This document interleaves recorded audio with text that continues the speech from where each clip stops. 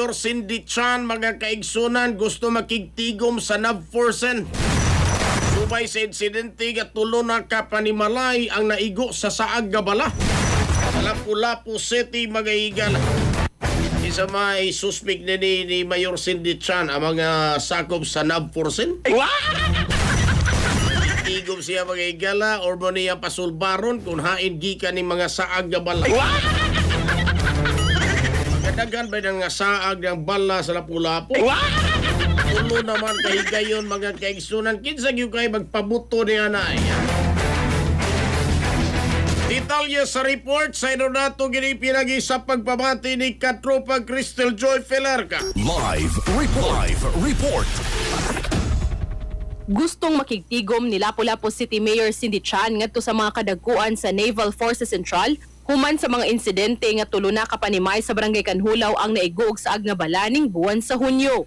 Ang nagunang insidente natala niadtong Hunyo 3 ug Hunyo 11 nga parehas nahitabo sa Purok kay Mito. Samtang ikatulong higayon nahitabo sa Purok Atis niadto lang Hunyo 22. Duda sa mga biktima nga nagikan ang mangbala sa Navforsen. Isip lakang sa lokal nga kagamhanan ato sa usa ka interview ngadto ni Chan niadtong Biyernes Hunyo 26 nibutyag siya nga sa maong adlaw magpadasi og suwat ngadto sa Navforsen nga makigdialogo siya karong Lunes o Martes alang sa mga laka nga pagabuhaton nga di na kini subling mahitabo.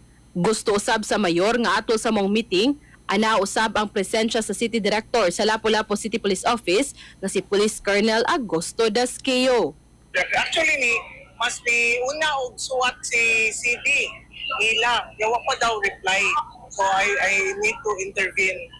And kami na, appeal na ang LGU with the police and of course sa ilang ika-comment po tayo. And because we don't want to wait na naigo, no? Dahil aksidente na stray bullet, makaigo o tao sa atong residents.